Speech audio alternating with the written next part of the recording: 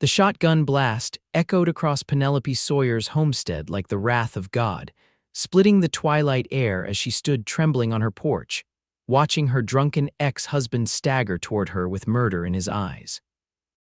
3 months since the divorce papers were signed, and Thomas Welland had finally made good on his promises to make her pay for leaving him.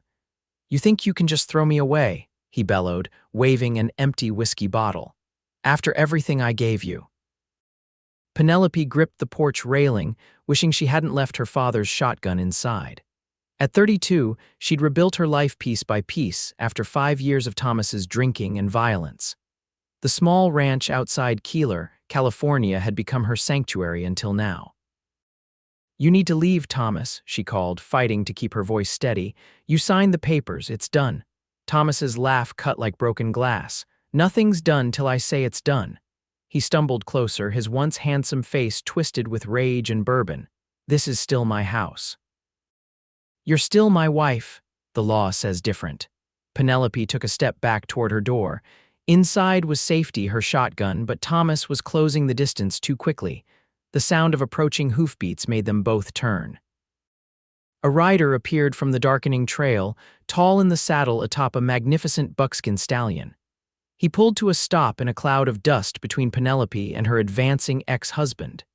"Evening, madam," the stranger said, his voice deep and calm as he assessed the situation. His eyes, steel blue beneath the brim of a well-worn Stetson, moved from Penelope to Thomas. "Everything all right here?" Before Penelope could answer, Thomas hurled the empty bottle at the rider. It missed by inches, shattering against a fence post. "Mind your own business, mister," Thomas spat. "This is between me and my wife." The stranger dismounted in one fluid motion, standing tall, at least 6 foot to his movements deliberate and unhurried as he tied his horse to the hitching post. "Ex-wife, from what I heard." He kept his hands visible, though Penelope noticed the worn holster at his hip. "And seems to me the lady would prefer you gone." "Who the hell are you?" Thomas demanded, swaying on his feet. "Name's Kieran Burke."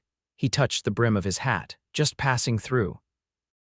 "Thought I might offer the lady some assistance." Thomas lunged forward, but his drunkenness betrayed him. He stumbled, nearly falling before righting himself. "I don't need some drifter telling me what to do on my own property." "Not your property anymore," Kieran replied, his tone still even. "And I reckon you've had enough to drink for one night." Thomas suddenly pulled a knife from his belt. "I'll cut you from neck to navel, cowboy," Penelope gasped. "Thomas, don't," in a movement almost too fast to follow, Kieran stepped forward, caught Thomas's wrist, and twisted. The knife fell harmlessly to the dirt. With his other hand, Kieran delivered a single, precise punch to Thomas's midsection that doubled the drunk man over. As Thomas wheezed for breath, Kieran spoke quietly. "Now, you have 2 choices. You can get on your horse and ride away, or you can spend the night in the town jail sobering up. Either way, you're leaving this woman's property." Thomas straightened slowly, hatred burning in his bloodshot eyes. "This ain't over," he hissed, looking past Kieran to Penelope, "not by a long shot." "It is for tonight," Kieran replied. With a final venomous glare, Thomas staggered to his horse, fumbling 3 times before managing to mount. He wheeled the animal around, nearly falling off in the process, and spurred it down the trail toward town, shouting obscenities all the way. Penelope released a breath she hadn't realized she'd been holding. "Thank you, Mr. Burke. I don't know what would have happened if you hadn't come along. Call me Kieran, please." He retrieved Thomas's knife from the ground, examining it briefly before offering it to her handle first. "Might want to keep this just in case." She hesitated before taking it. "I'm Penelope Sawyer." She tucked the knife into her apron pocket. "Can I offer you some coffee? It's the least I can do." Kieran's weathered face softened slightly.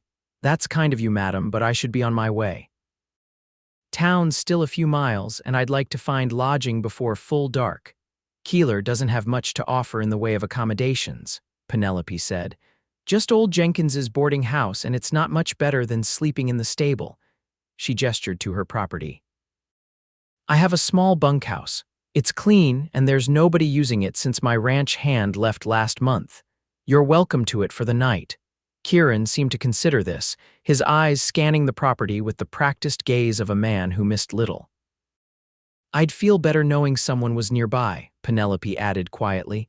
In case Thomas decides to return. After a moment, Kieran nodded. Much obliged, Mrs. Sawyer, Miss Sawyer now, she corrected him. Or Penelope, if you prefer. Penelope, then. He untied his horse. I'll just see to my horse first, if that's all right. Of course, the bunkhouse is just behind the barn. There's a small corral where your horse can rest. I'll bring you some supper once you're settled. As Kieran led his buckskin toward the barn, Penelope watched his retreating figure, struck by how quickly her evening had transformed. Her hands were still trembling, but for the first time since spotting Thomas approaching her homestead, she felt she might sleep tonight after all. Inside her small but comfortable home, Penelope moved with purpose, stoking the fire in her cookstove and preparing a plate of leftover stew and cornbread. Her mind raced with questions about the stranger who had appeared like an answer to an unspoken prayer. His clothes were trail-worn but well-kept, his manner educated despite his frontier appearance. Most telling were his hands calloused and strong, yet his movements possessed a precision that spoke of more than the usual cowhand's experience. Through the window, she watched as Kieran efficiently cared for his horse, removing saddle and tack with gentle movements, murmuring words she couldn't hear to the animal. There was something soothing about watching someone who knew what they were doing, who moved with confidence and care. When he emerged from the barn, Penelope quickly turned back to her task, not wanting to be caught staring. She arranged the food on a tray along with a pot of coffee and carried it out to the bunkhouse. She knocked lightly, balancing the tray with one hand. "Come in," Kieran called. Inside, he had already settled his saddlebags on the small table and was just rolling out his bedroll on one of the two narrow bunks. The bunkhouse was simple, just the beds, table, 2 chairs, and a small pot-bellied stove for winter months. A lantern hung from a hook in the ceiling, casting warm light across the weathered wood walls. "I brought you some supper," Penelope said, setting the tray on the table. "It's nothing fancy, just beef stew and cornbread. Looks like a feast to me." Kieran removed his hat, revealing dark hair streaked with premature silver at the temples. Without the hat shadowing his features, she could see his face more clearly, the strong jawline dusted with stubble, the straight nose that had been broken at least once, and those remarkable blue eyes that seemed to hold more stories than he would ever tell. He was older than she'd first thought, perhaps in his late 30s, with lines at the corners of his eyes that deepened when he offered a small smile. "Thank you." "You're welcome to wash up at the pump outside if you'd like," she offered, suddenly aware of her own appearance, hair escaping its pins, dress dusty from the day's work. "I appreciate that." He gestured to the chair across from him. "Would you join me, unless you've already eaten?" Penelope hesitated. Propriety suggested she should decline, but something in his manner put her at ease. For a few minutes, perhaps, she sat, watching as he took a spoonful of stew, his appreciation evident in his expression. "This is excellent," he said after swallowing. "Been a while since I had home cooking. You've been on the trail long enough." He broke off a piece of cornbread. "Coming from Nevada way, heading toward the coast. Just passing through then," Kieran nodded. "For now, I tend to follow work where it leads me." "What kind of work, if you don't mind my asking?" He took a sip of coffee before answering. "Bit of everything. Broke horses for a spell up in Montana, did some guiding for settlers. Lately, I've been handling security for the Western Union stagecoach line."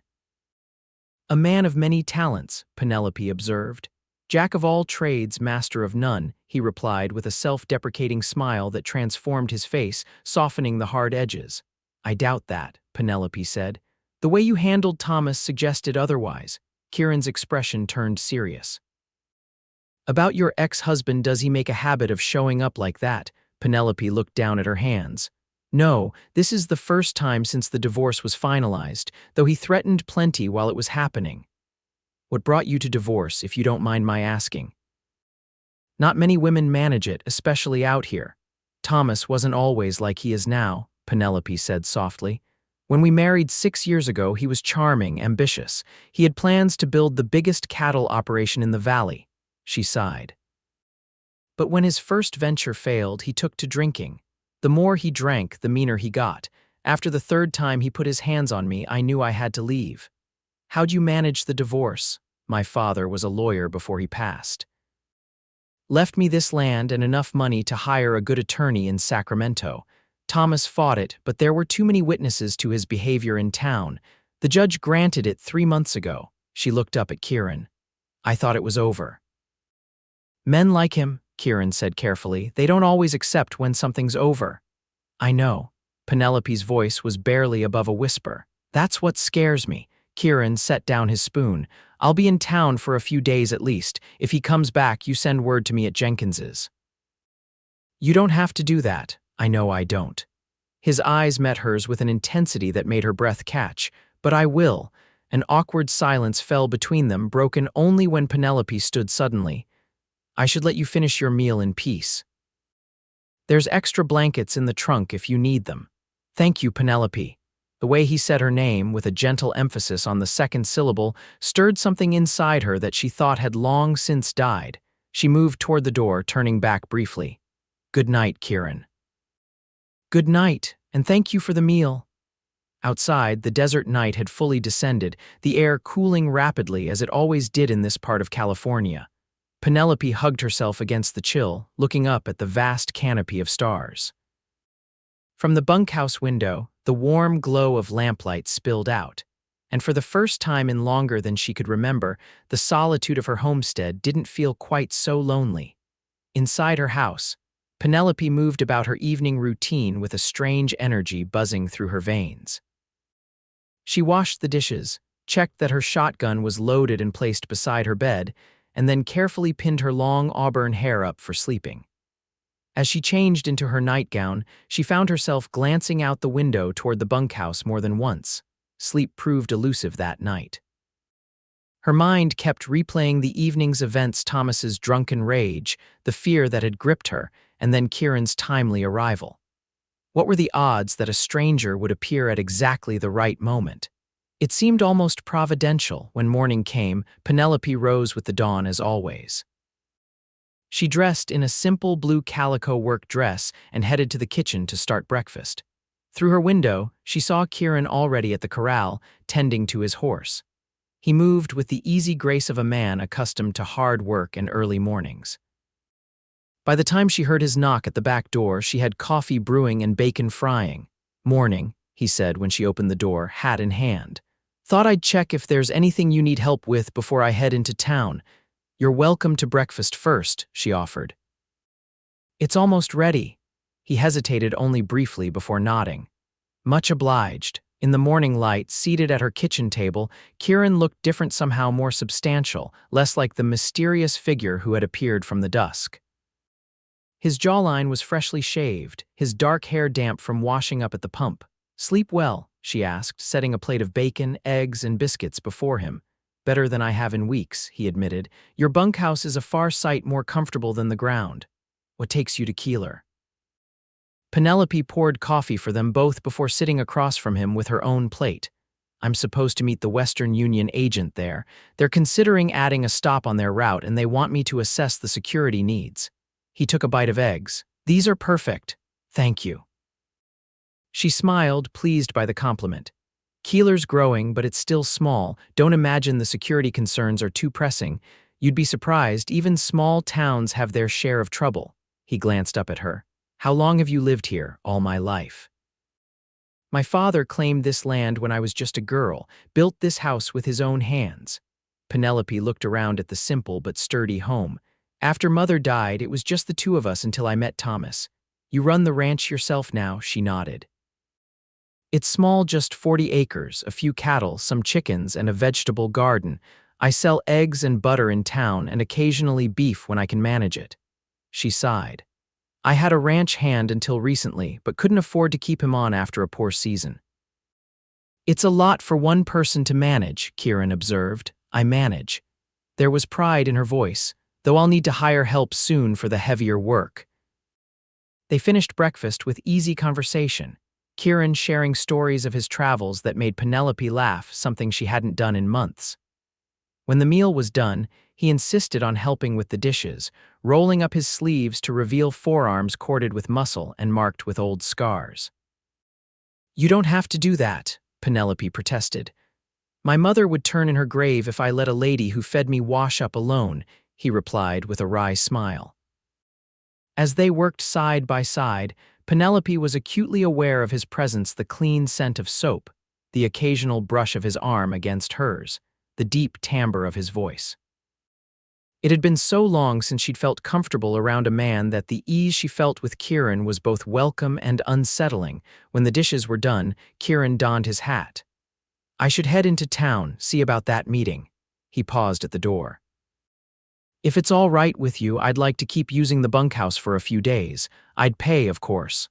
No payment necessary, Penelope said quickly. Consider it thanks for your help last night. That doesn't seem fair, you're running a business here. Then perhaps you could help with some repairs while you're here. The corral fence needs mending and there's a leak in the barn roof I haven't been able to fix. Kieran nodded.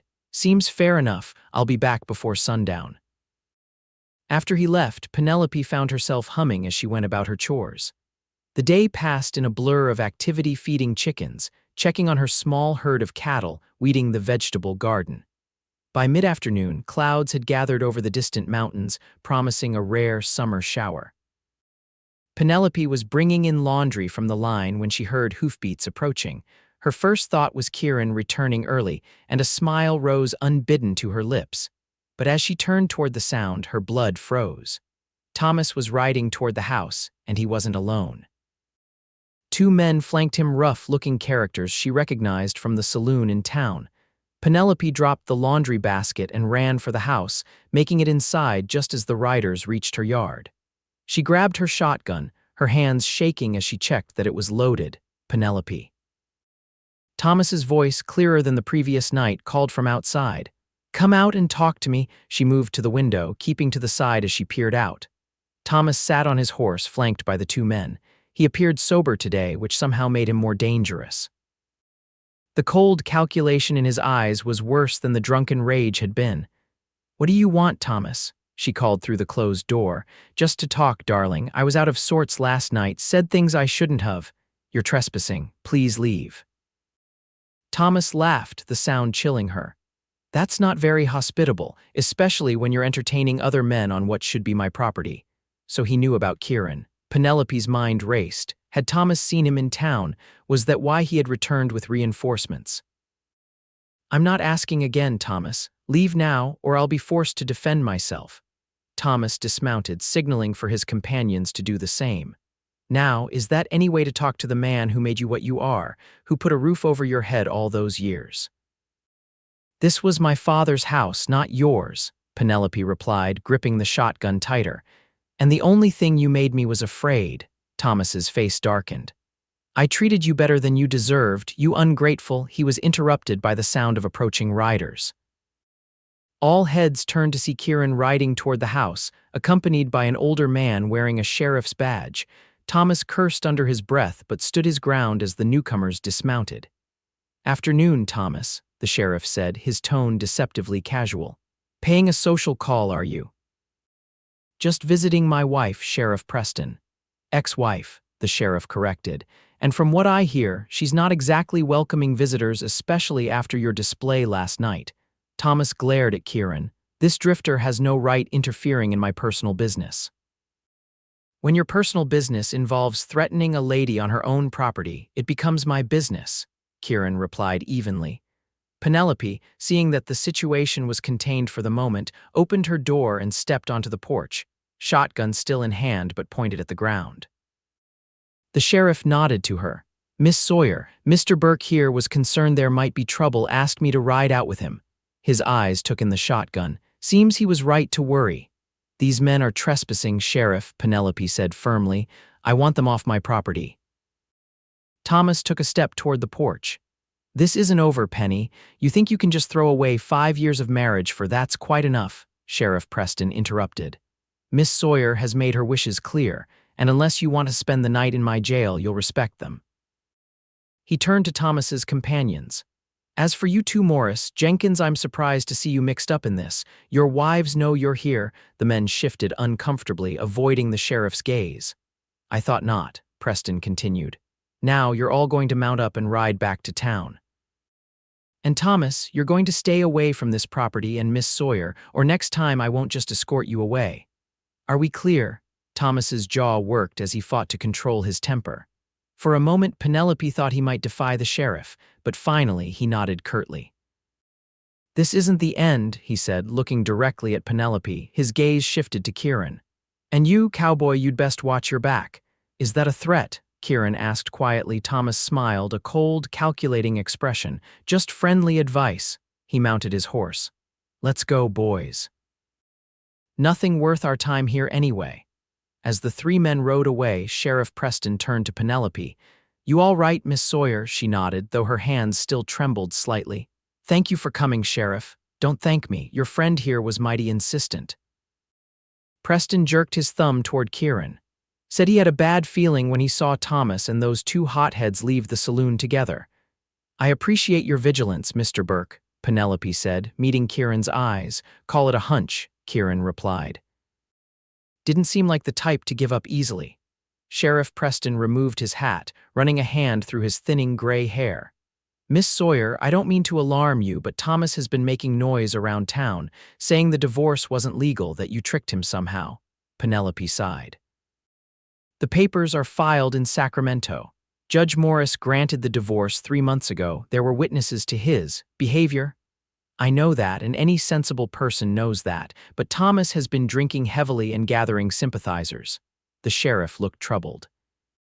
Might be wise for you to stay in town for a spell, at least until he calms down. This is my home, Penelope said firmly. I won't be driven from it by threats. Then at least consider hiring someone to stay here for protection. I'll be here for a few days, Kieran interjected. Miss Sawyer has kindly allowed me use of the bunkhouse while I conduct some business in town. The sheriff raised an eyebrow, looking between them. That's so. When Penelope nodded, he continued, Well, that eases my mind somewhat. Burke here handled himself well enough at the Canfield situation last month. Canfield situation? Penelope asked. Had some trouble with road agents targeting the stage line near Carson City, Kieran explained briefly. Nothing worth mentioning. He's being modest, Preston said. Tracked 3 bandits across 40 miles of desert and brought them in single-handed. He replaced his hat. Well, I should get back to town. Miss Sawyer, you send word if there's any more trouble. After the sheriff departed, Penelope and Kieran stood in awkward silence for a moment. Rain had begun to fall lightly, pattering on the roof of the porch. Thank you, Penelope finally said. Again, no need for thanks, I just happened to be in the right place. Twice now that's happened. Kieran's expression softened. Maybe it's luck. Maybe. She wasn't sure she believed in luck anymore, but whatever had brought Kieran Burke to her homestead, she was grateful for it. Would you like some coffee? You must be chilled from the rain. That sounds mighty fine. Inside, as Penelope prepared the coffee, she found herself studying Kieran from the corner of her eye. He stood by the window, watching the rain increase in intensity, his posture alert despite his casual stance. The sheriff seems to think highly of you, she ventured. Kieran shrugged. We've crossed paths a few times over the years. He's a good lawman. And this Canfield situation he mentioned, just doing my job. Kieran accepted the cup of coffee she offered. The stage line pays me to keep their shipments safe. Must be dangerous work. Can be. His eyes met hers. But I'm good at it. I can see that. Penelope sat at the table, gesturing for him to join her. How long do you think you'll be in Keeler? Kieran took the seat across from her. Hard to say. A week, maybe more, depending on what the Western Union folks decide. And after that. Back on the trail, I suppose. He took a sip of coffee. Unless something gives me reason to stay. Something in his tone made Penelope's heart quicken. She looked down at her cup, suddenly uncertain. Not much to keep a man like you in a place like Keeler. I don't know about that, Kieran said quietly. It has its charms. The rain increased to a downpour, drumming on the roof and running in rivulets down the windows. The sudden storm had darkened the sky, casting the kitchen in shadows. Penelope rose to light the lamps. Storm came up quick, Kieran observed. It happens this time of year, won't last long, but it can be intense. She struck a match, the small flame illuminating her face momentarily before she touched it to the lamp wick. At least it's good for the garden. As she reached for the second lamp, Kieran stood. Let me. His fingers brushed hers as he took the matches, the brief contact sending a jolt through her that had nothing to do with the lightning now flashing outside. "Thank you," she murmured, stepping back. In the golden lamplight, his features were softened, the hard lines of his face gentled by the warm glow. "Tell me about your ranch," he said, returning to his seat. "Your plans for it." Grateful for the neutral topic, Penelope described her hopes for expanding her cattle operation, perhaps planting fruit trees in the sheltered valley behind the house. As she spoke, the tension between them eased, replaced by comfortable conversation that stretched through the afternoon as the storm raged outside. By the time the rain slackened to a gentle patter, they had moved to the small parlor, where Kieran examined the books on her father's shelf with interest. "You've read all these?" he asked, running a finger along the spines of leather-bound volumes. "Most of them." "My father believed education was important, even for a daughter." She smiled at the memory. "He taught me to read with Shakespeare." Kieran pulled out a well-worn copy of The Tempest. This one, among others, that was his favorite. Kieran opened the book, reading a few lines silently before replacing it on the shelf. "Smart man, your father," he was. She hesitated. "What about your family?" "Not much to tell. Father was a farmer in Missouri. Mother died when I was 12. Had a brother but lost him at Gettysburg." "I'm sorry," Penelope said softly. Kieran nodded, his expression distant. "War took a lot of good men. You served Union cavalry." He didn't elaborate, and something in his manner told Penelope not to press further. Outside, the rain had stopped entirely, leaving the world washed clean, the air fresh with the scent of wet earth and sage. The sun, breaking through the clouds, cast golden light across the puddle-strewn yard. "I should check on the stock," Penelope said, rising. "The chickens will be complaining about being cooped up during the storm." "I'll come with you," Kieran offered. "Then I can take a look at that corral fence you mentioned." They spent the remainder of the afternoon working side by side, Penelope tending to her chickens and garden while Kieran set about repairing the corral fence with practiced efficiency. The physical labor and fresh air cleared Penelope's head, helping her regain her equilibrium after the morning's confrontation with Thomas. As the sun began to set, Kieran had nearly completed the fence repairs. Penelope approached with a dipper of cool water from the well. "You've made quick work of it," she observed, offering him the water. He drank deeply before answering. "It's satisfying work, tangible results." He wiped his brow with his sleeve, leaving a smudge of dirt across his forehead. Without thinking, Penelope reached up to brush it away.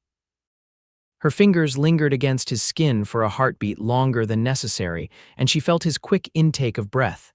"Thank you," he said, his voice low. Penelope stepped back, suddenly self-conscious. "I should start supper. You must be hungry after all that work." "I am at that." His eyes held hers for a moment longer before he turned back to his task. "I'll just finish up here and clean up." In the kitchen, Penelope worked with methodical focus, trying to ignore the strange flutter in her chest. It had been so long since she'd felt this way, this awareness of another person that made her skin feel too tight, her breath too shallow. With Thomas, those feelings had died long before the marriage ended, smothered under the weight of his drinking and cruelty. But Kieran Burke was nothing like Thomas Wellan. In just 2 days, he had shown more consideration and kindness than Thomas had in their final years together, and yet she barely knew him. He was a drifter, by his own admission, with no ties to Keeler or to her. Whatever was building between them was temporary at best, a brief connection that would end when his business in town was concluded. Still, as she prepared a simple meal of fried chicken, potatoes, and greens from her garden, Penelope found herself taking extra care with her appearance, pinning up loose strands of hair, smoothing her dress, even adding a touch of rose water to her wrists and neck. By the time Kieran knocked on the back door, freshly washed and in a clean shirt, supper was ready. They ate by lamplight, the conversation flowing easily between them. Kieran told stories of his travels that made Penelope laugh, while she shared memories of growing up in the valley when Keeler was barely more than a trading post. "What made you stay?" Kieran asked as they finished the apple cobbler Penelope had baked the day before. After your father passed, I mean, most young women would have sold up, moved to a bigger town. Penelope considered the question. This land is part of me, she finally said. Every tree my father planted, every fence post he said it's his legacy, and mine. She looked around the simple kitchen. When I was married to Thomas, we lived in town.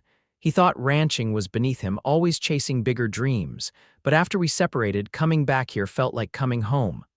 I understand that, Kieran said. Having a place that feels like it's yours, truly yours.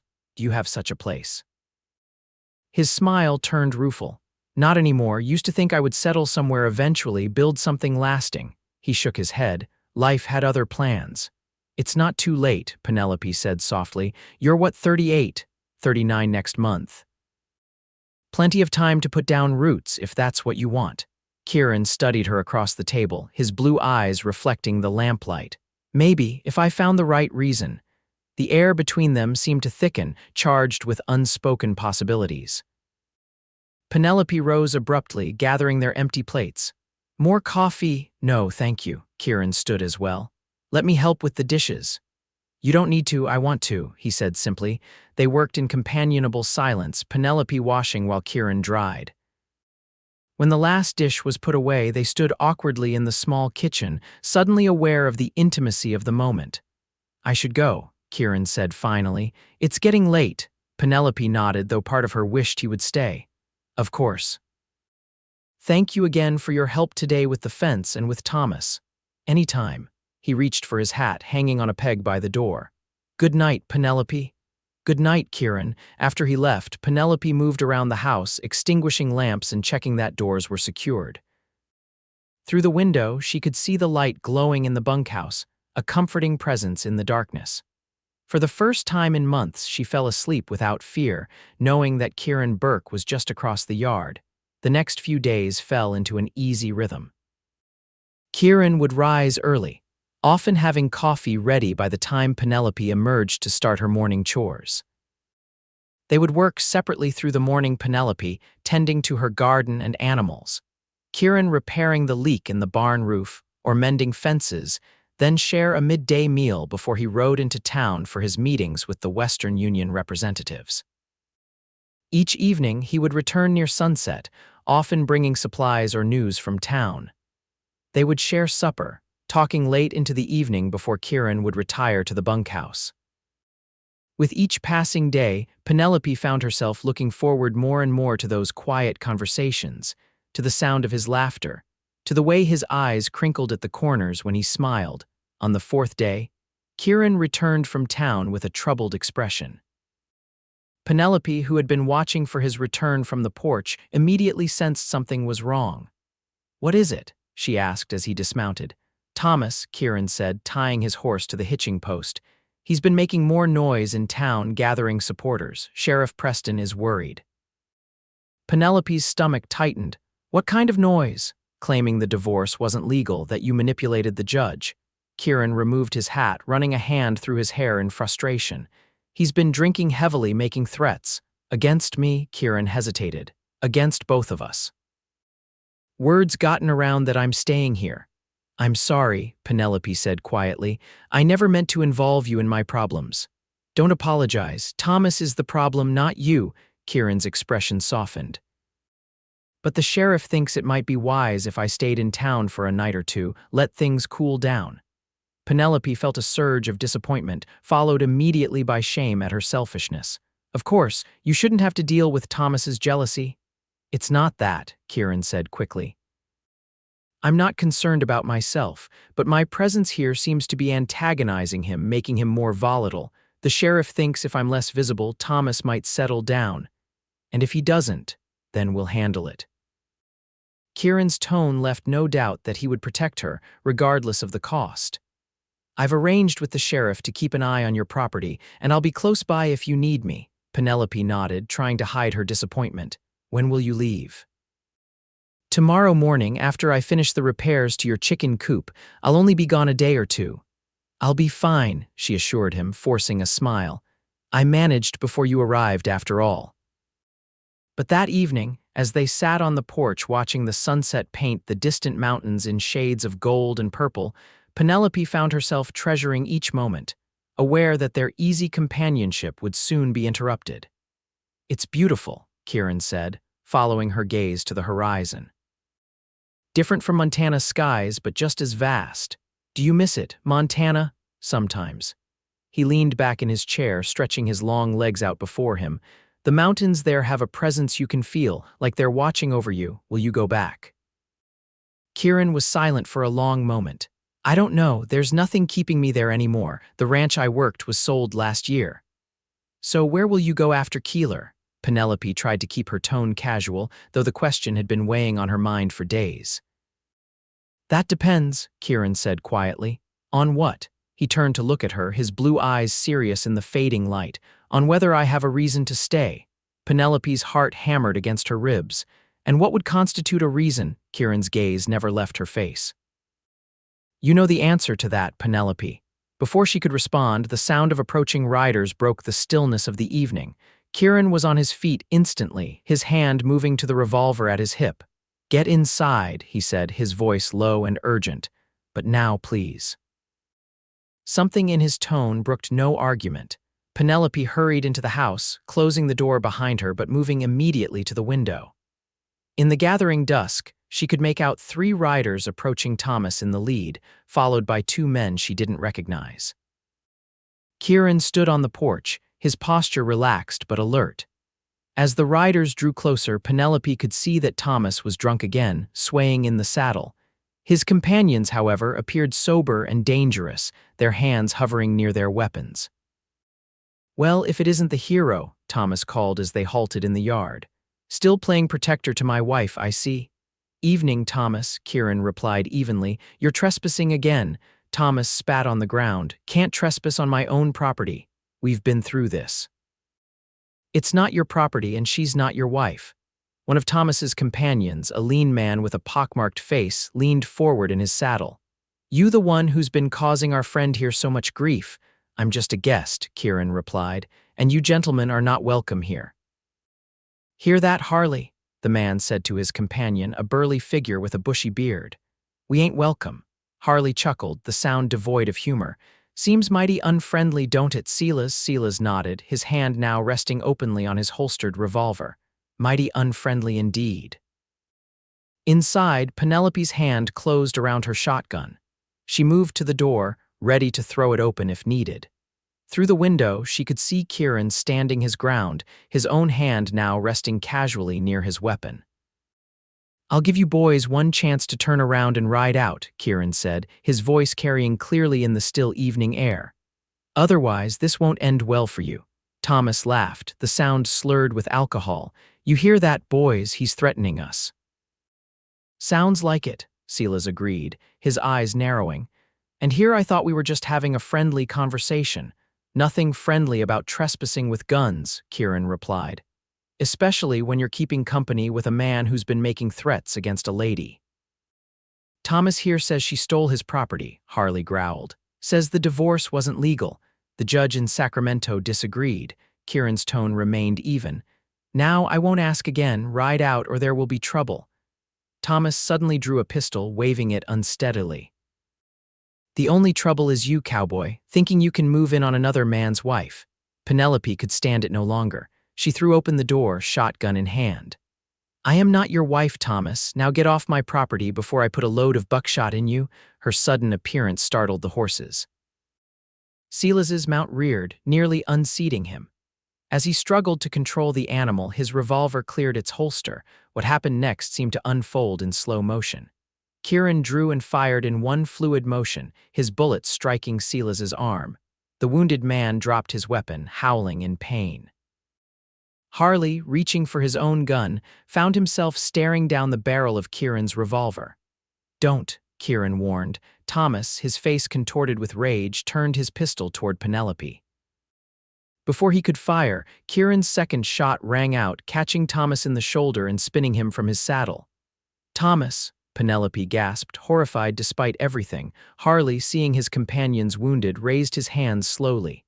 "Easy now, we don't want no more trouble." "Then you shouldn't have brought it here," Kieran replied, his aim unwavering. "Throw your weapon down, slowly."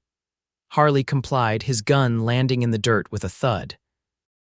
Now, you're going to help your friends onto their horses and you're going to ride straight to the doctor in town, Kieran instructed. And then you're going to explain to Sheriff Preston exactly what happened here.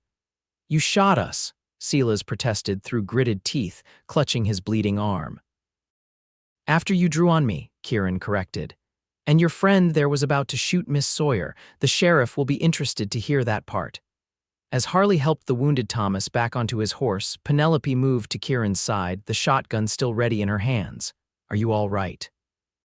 She asked quietly. Fine, he replied, not taking his eyes off the three men. You? Yes. Her voice was steadier than she felt. Once Thomas and Silas were mounted, Kieran addressed them again. If I see any of you on this property again, I won't aim for the arm or shoulder. Understood?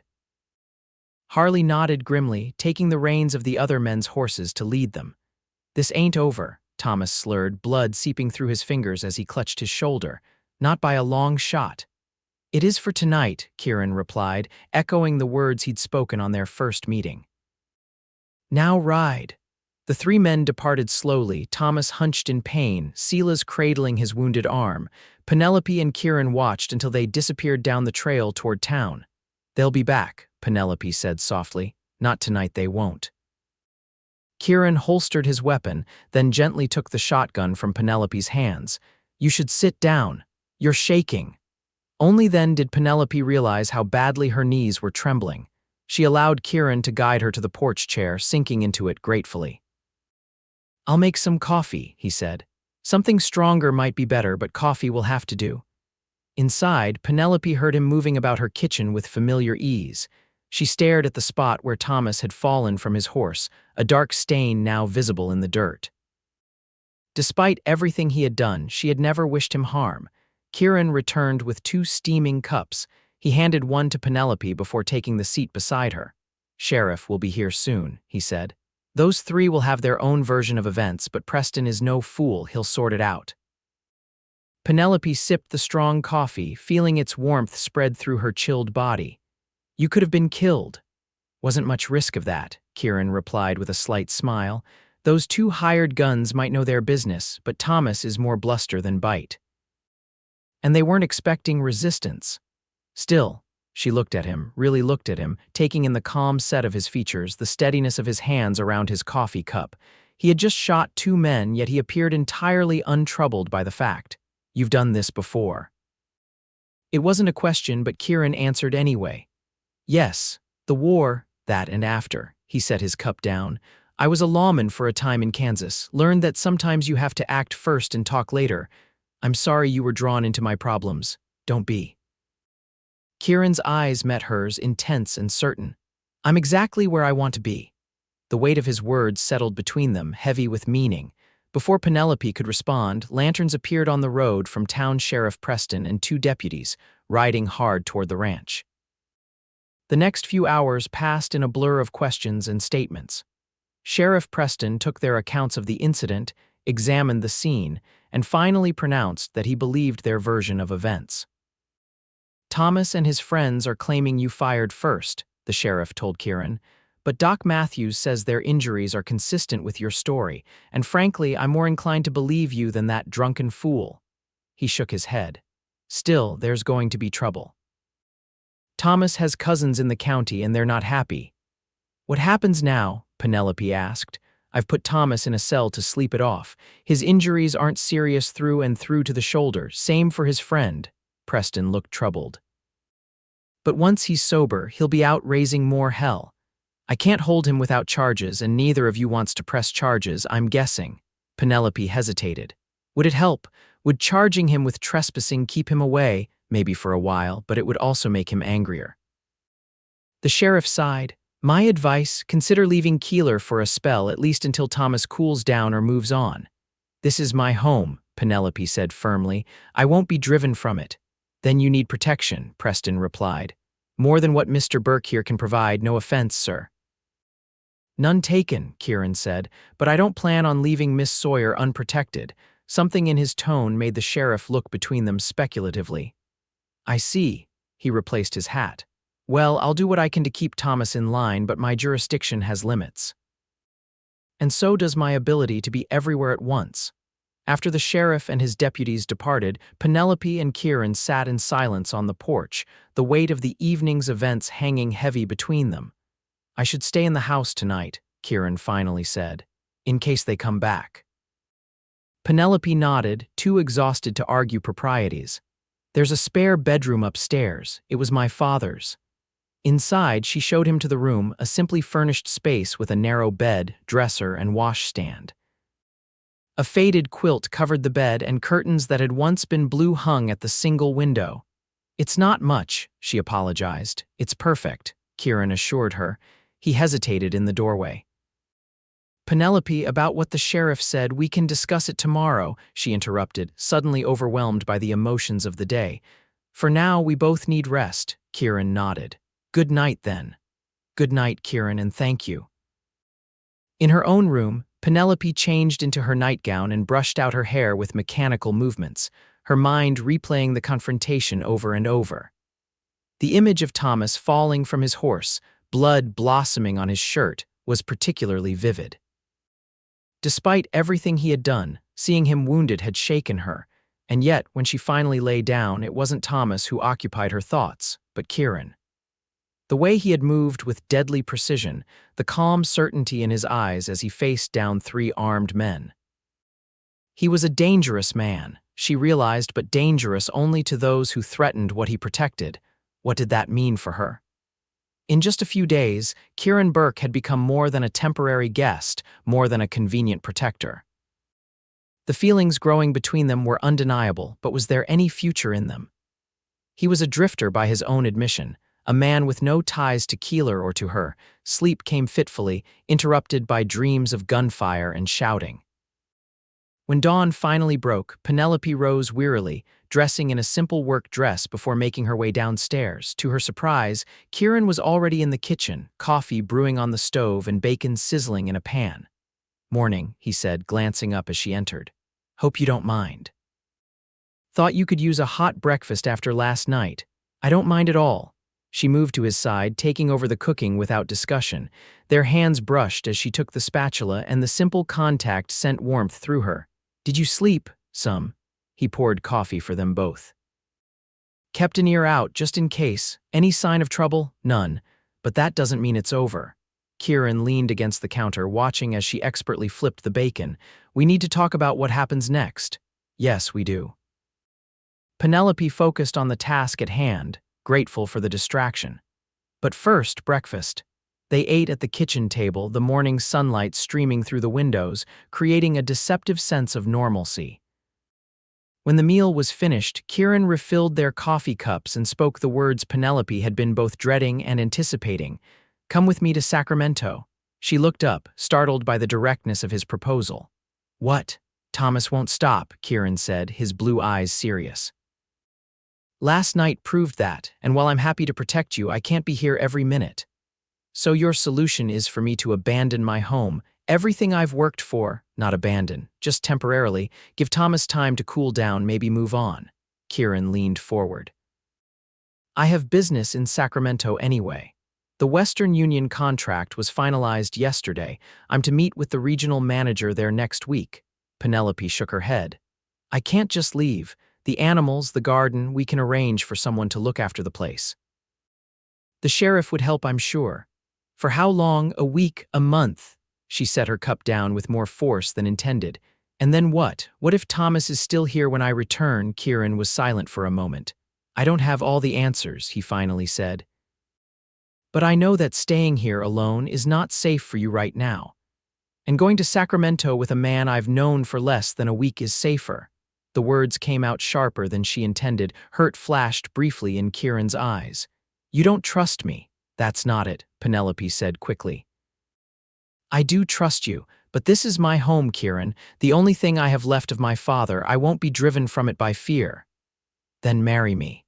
The words hung in the air between them, as startling to Kieran as they clearly were to Penelope. He looked almost as surprised to have spoken them as she was to hear them.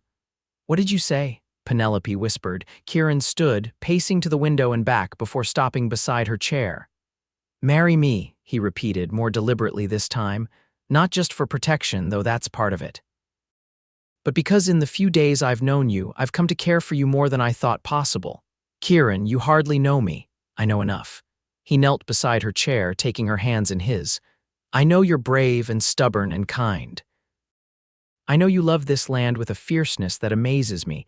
I know that when you smile, it lights up everything around you. Penelope's heart raced. This is madness, maybe. His thumbs traced circles on her palms, or maybe it's the most sensible thing I've ever done. What about your wandering, your work with Western Union? I can settle. They need an agent here in Keeler anyway, someone permanent. His eyes never left hers. I've been looking for a place to belong for a long time, Penelope. I think I've found it. She searched his face, looking for any sign of doubt or hesitation. And if I say no, then I'll respect your decision, but I'll still do everything in my power to keep you safe. He squeezed her hands gently. I'm not Thomas. I won't try to control you or change you. I just want to be with you to build something together. Penelope felt tears prick at the corners of her eyes. I never thought I'd marry again. After Thomas, I swore I was done with men entirely. I'm not asking for an answer today, Kieran said. Think about it. But know that my feelings won't change, regardless of what you decide. Before she could respond, the sound of a horse approaching at speed drew their attention. Kieran was on his feet instantly, moving to the window. It's one of the sheriff's deputies, he reported, riding hard. They met the young deputy on the porch. The man, barely out of his teens, was breathless and wide-eyed. Miss Sawyer, Mr. Burke, Sheriff Preston sent me to warn you. Thomas broke out of his cell last night, overpowered the night deputy. He's gathered a group of men, his cousins, and some hired guns from Carson City. They're saying they're going to burn you out, Miss Sawyer. Penelope felt the blood drain from her face. When? Tonight, from what the sheriff heard. They're gathering at the Rusty Nail Saloon, drinking and making plans. The deputy looked nervously between them. Sheriff's trying to organize some men to come out here, stand with you, but most folks are afraid of getting involved. Kieran's expression had hardened to granite. How many men with Thomas? 8, maybe 10 by now, and they're all armed. The deputy swallowed hard. Sheriff said to tell you he can't officially sanction a gunfight, but he'll look the other way if you need to defend yourselves. Much obliged, Kieran said grimly. Tell the sheriff we appreciate the warning. After the deputy galloped away, Kieran turned to Penelope. We need to prepare. For what? A war? She shook her head in disbelief. This is insanity. All because Thomas can't accept that our marriage is over. Some men can't stand to lose what they see as theirs. Kieran's eyes were cold now, calculating. Do you have ammunition for that shotgun? Yes, in my father's desk. Good, bring it all. He moved toward the barn. I need to check something. Inside the barn, Penelope found Kieran rummaging through an old trunk she'd pushed to the back corner years ago. What are you looking for? She asked. Your father was a cavalryman, you mentioned once. Did he keep any weapons from his service? Penelope nodded slowly. His saber is in there, and I think there was a carbine as well. Kieran continued searching, finally pulling out a Spencer repeating carbine and a box of ammunition. This will help, he said, checking the weapon's action. 7 shots without reloading. Kieran, we can't possibly fight off 10 armed men. We won't have to, he replied, continuing his preparations. We just need to hold them off until help arrives. What help? The sheriff said. I sent word to some friends when the trouble with Thomas first started, Kieran interrupted. Former colleagues from the stage line. They should be here by nightfall. Penelope stared at him. You anticipated this. I hoped it wouldn't come to this, he corrected. But men like Thomas rarely back down, so I made contingency plans. As the day progressed, they prepared the house and barn for defense. Kieran moved water barrels near the buildings in case of fire, while Penelope gathered food supplies that wouldn't require cooking. They boarded up the most vulnerable windows, leaving just enough space to fire through if necessary. By mid-afternoon, they had done all they could. Sitting at the kitchen table, cleaning her father's carbine while Kieran checked his revolvers, Penelope finally voiced the question that had been nagging at her. What if your friends don't arrive in time? Kieran looked up, his hands never pausing in their practiced movements. Then we do what we must. I won't let you die for me, Kieran. His smile was grim. That's not your decision to make. Yes, it is. She set the carbine aside, leaning forward. If it comes to that, if they arrive before your friends and there's no hope of holding them off, I want you to leave. Ride for town, get the sheriff. I won't leave you to face Thomas and his men alone. Better one of us survives than neither. Penelope reached across the table, covering his hands with hers. Promise me. Kieran met her gaze, his blue eyes fierce. I can't make that promise, Penelope. Ask me anything else, but not that. Before she could argue further, the sound of approaching horses broke the tension. Kieran was on his feet instantly, revolver in hand. Penelope grabbed the carbine, following him to the window. 4 riders, Kieran reported, coming fast from the east. Thomas? No. A slow smile spread across Kieran's face. Friends. The riders pulled up in the yard, 4 hard-looking men with the trail-worn appearance of professional gunmen. Their leader, a tall man with a silver streak in his dark hair, dismounted first. Kieran stepped onto the porch to greet them, Penelope close behind him. Mitchell, Kieran called, you made good time. Got your telegram yesterday, Mitchell replied, clasping Kieran's hand. Sounded like you might need some help. More than I realized, Kieran admitted. He turned to Penelope. Miss Sawyer, allow me to introduce James Mitchell, former U.S. Marshal and current head of security for Western Union's Western Division. And these gentlemen are Sam Cooper, Will Donovan, and Frank Rodriguez, all colleagues of mine. The men touched their hats respectfully to Penelope. Madam, Mitchell said, Kieran tells me you've had some trouble with your ex-husband. That's one way of putting it, Penelope replied. Thank you for coming. Any friend of Kieran's, Mitchell said simply. He turned back to Kieran. What's the situation? As Kieran briefed his friends on Thomas's threats and their preparations, Penelope watched these hard, capable men nodding and offering suggestions. They spoke a language of violence she barely understood, discussing angles of fire and defensive positions with the ease of long experience. When they had finished their planning, Mitchell turned to Penelope. Madam, it might be best if you packed a few essentials, just in case we need to leave quickly. I'm not abandoning my home, she replied firmly. Mitchell exchanged a look with Kieran, who shrugged. Told you she was stubborn, determined, Penelope corrected. Mitchell's weathered face creased in a smile. Fair enough, but at least be prepared to take cover when the shooting starts. This isn't your fight. It's my home they're threatening, Penelope countered. That makes it my fight. As the men set about enhancing the defenses Kieran had already established, Penelope returned to the house to prepare coffee and food. The surreal nature of the situation wasn't lost on her, setting out cups and plates for men who might be dead by morning, herself included. The sun was beginning to set when Kieran found her in the kitchen. Everything's ready, he said, accepting the cup of coffee she offered. Mitchell's set lookouts. If Thomas and his men come tonight, we'll have warning. Penelope nodded, trying to keep her hands steady as she poured her own coffee. I've been thinking about your proposal. Kieran looked startled. This hardly seems the time, on the contrary, she interrupted. It seems exactly the right time, we might not have another. He set his cup down, giving her his full attention. And, if we survive this, Penelope said slowly, then yes, I'll marry you. Kieran's expression transformed, the hard lines of preparation for battle softening into something approaching wonder. You're certain? This isn't just because of the danger, I'm certain, she replied. The danger just made me realize that life is too short to waste time being cautious. I care for you, Kieran, more than I thought possible after Thomas. He closed the distance between them in 2 strides, gathering her into his arms.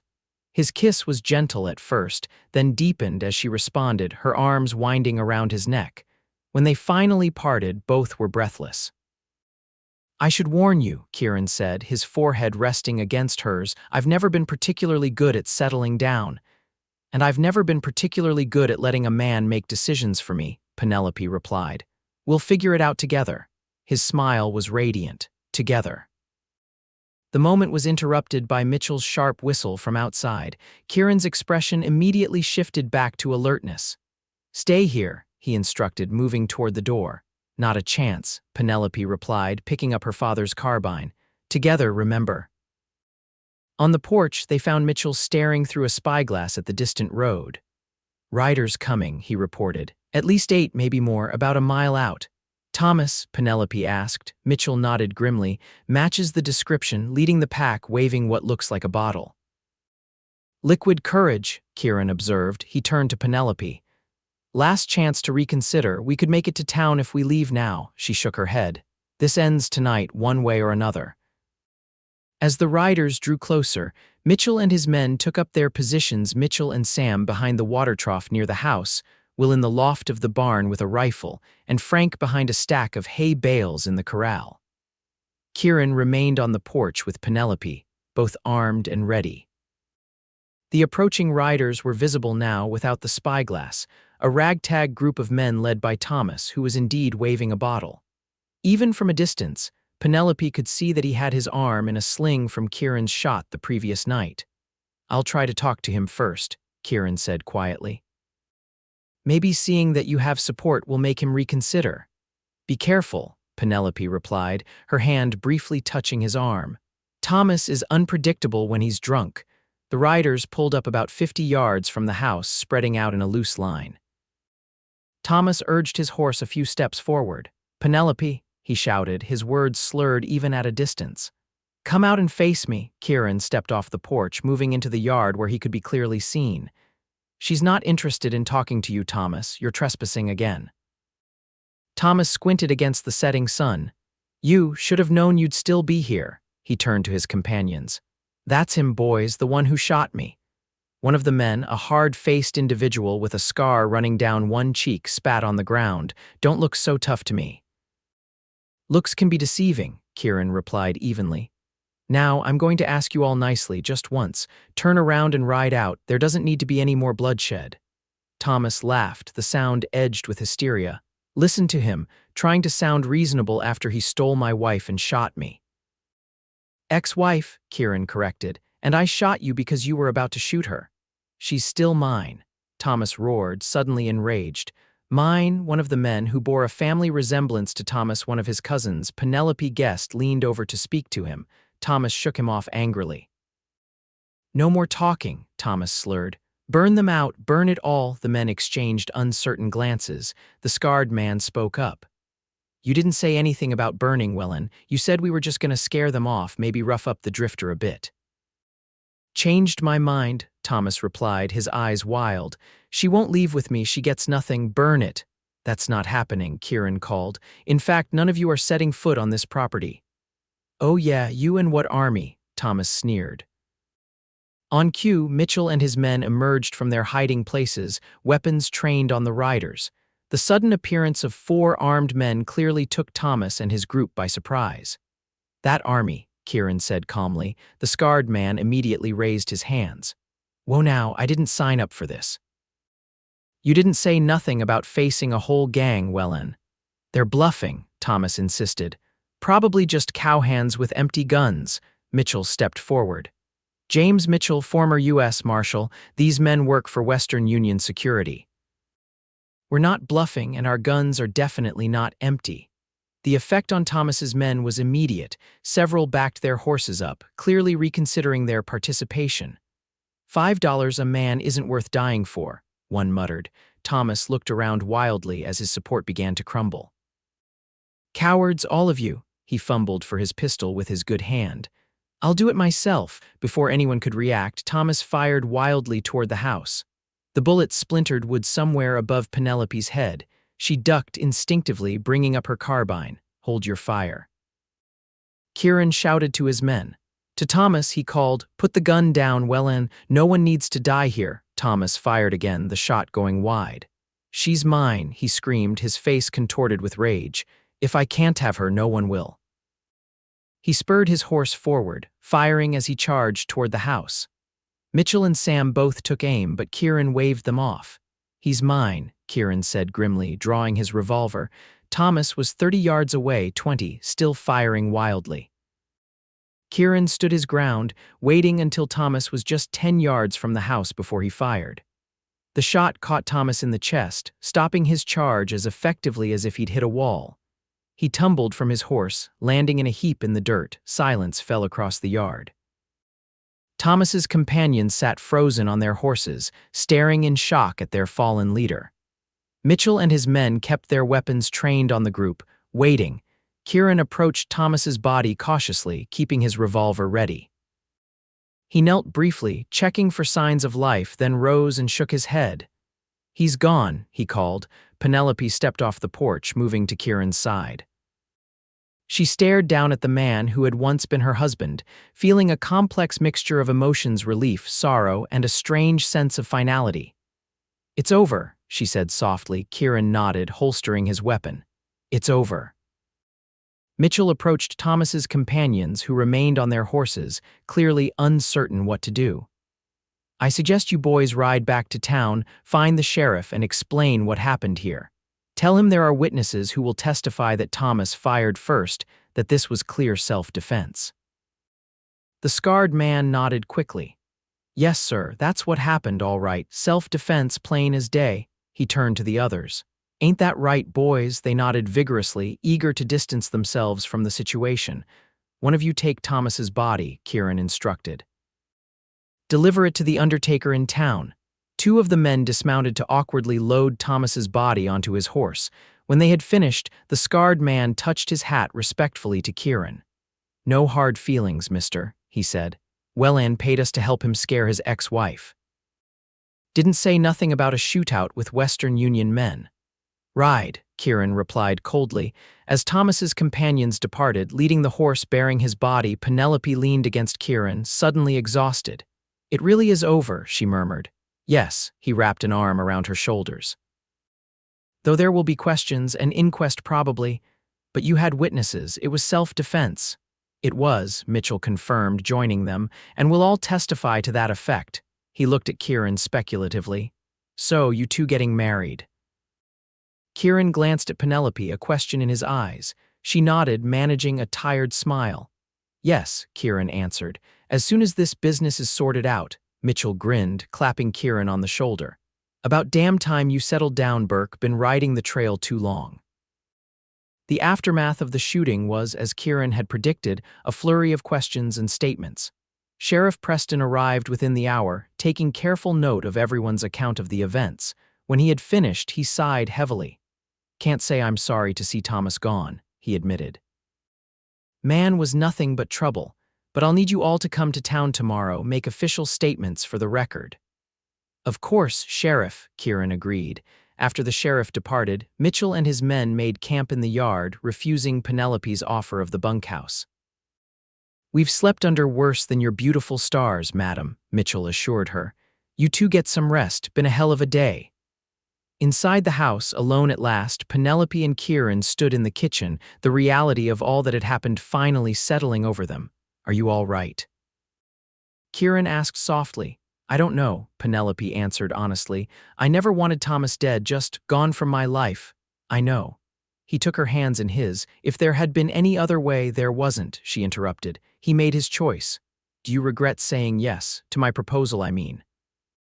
Penelope looked up at him, this man who had appeared in her life so suddenly and changed it so completely. "No, that's the one thing in all of this I'm certain about." His smile was gentle as he drew her into his arms. "I'll make you happy, Penelope, I swear it." "I know you will," she whispered against his chest, "and I'll do the same for you." 6 months later, on a crisp autumn day, Penelope Sawyer became Penelope Burke in a simple ceremony performed in her garden. Sheriff Preston, Mitchell, and the other Western Union men returned for the occasion, along with nearly the entire population of Keeler, who had come to respect the couple in the months following Thomas's death. The inquest had cleared Kieran of any wrongdoing, ruling the shooting a clear case of self-defense. Kieran had taken the position as Western Union's agent in Keeler, establishing an office in town while continuing to live with Penelope on her ranch. Together, they had expanded the cattle operation, hired 2 reliable ranch hands, and begun renovations on the house. Kieran had proven to be as skilled at ranching as he was at security work, and the property was flourishing under their combined efforts. As they stood beneath an arch of autumn flowers, exchanging their vows, Penelope marveled at how life could change so completely in such a short time. Just 7 months ago, she had been a divorced woman struggling to maintain her ranch alone, living in fear of her ex-husband's return. Now she was marrying a man who respected her independence, who worked alongside her as a partner rather than trying to control her. "I now pronounce you husband and wife," the minister declared. "You may kiss the bride." Kieran's kiss was gentle and reverent, a promise of all the years to come. At the reception, held in the newly expanded barn, Mitchell raised a toast to the couple. "To Kieran and Penelope," he proclaimed, "who found each other in the most unlikely of circumstances. May your life together be long, prosperous, and considerably less eventful than your courtship." Laughter and applause greeted his words. As the celebration continued around them, Kieran led Penelope outside for a moment of quiet. Under the star-filled sky, he took both her hands in his. "Are you happy, Mrs. Burke?" "Happier than I ever thought possible," she replied truthfully. "No regrets." "About marrying a former drifter with a questionable past," Penelope smiled, reaching up to touch his face. "Your past brought you to my door when I needed you most. How could I regret that?" He kissed her then, a kiss filled with promise and passion and all the love that had grown between them over the months. When they parted, breathless, he rested his forehead against hers. "I never thought I'd find a home," Kieran confessed. "Always figured I'd die on the trail somewhere alone."